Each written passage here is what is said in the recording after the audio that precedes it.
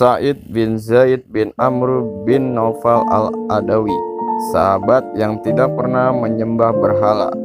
10 sahabat Nabi. Ia adalah salah satu sahabat Nabi yang berasal dari Quraisy.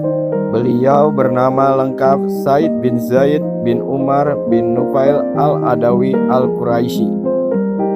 Sa'id dilahirkan pada 22 tahun sebelum Rasulullah SAW hijrah ke Madinah. Ia memeluk Islam bersama dengan Fatimah, istrinya. Bahkan berhasil mengajak seorang laki-laki dari kaum Quraisy untuk masuk Islam, yaitu Umar bin Khattab. Sebelum memeluk Islam, Sa'id tidak pernah menyembah berhala, memakan bangkai, atau yang lainnya. Ia bertekad mencari agama yang benar hingga memeluk Islam. Ayahnya, Zaid pun enggan untuk memeluk agama Nasrani saat menjelajah. Sebagai informasi, ia adalah seorang yang melakukan penjelajahan spiritual untuk mencari agama yang benar pada masa sebelum Rasulullah SAW diutus menjadi nabi dan rasul.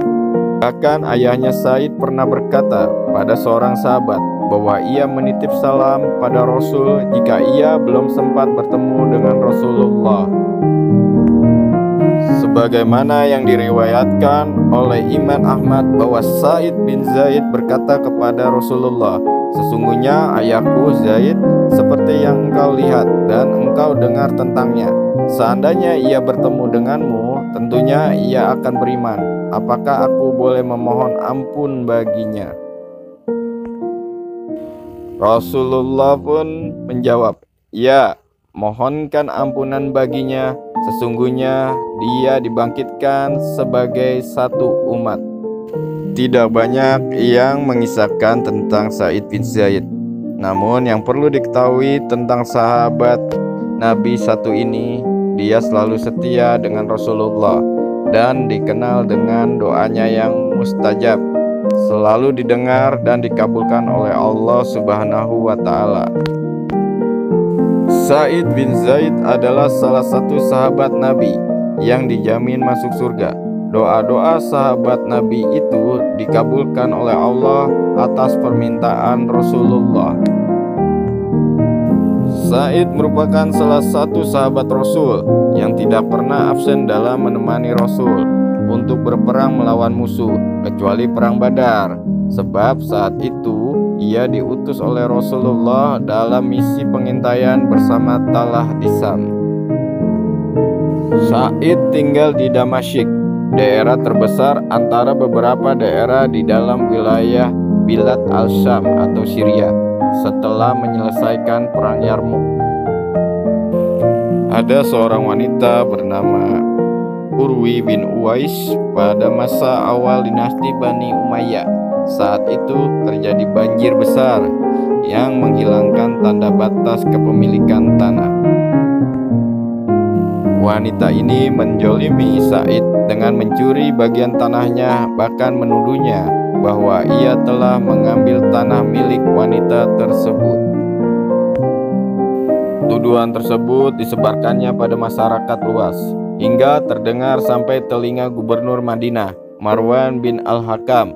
Kemudian Marwan mengirim beberapa utusan untuk menyelesaikan sengketa tanah antara Sa'id dan Urwi. "Banyak orang telah menuduhku bahwa aku telah menjolimi Urwi binti Uwais. Bagaimana bisa aku menjoliminya? Sementara aku pernah mendengar Rasulullah SAW bersabda, barang siapa mengambil sejengkal tanah dengan semena-mena, maka pada hari kiamat ia akan dikalungi dengan tanah dari 7 lapis bumi." Sa'id berdoa, "Ya Allah, wanita tersebut telah menuduhku aku menjoliminya. Maka jika ia telah berbohong atas tuduhannya tersebut, butakanlah matanya, jeburkanlah ia di sumurnya yang ia sengketakan padaku.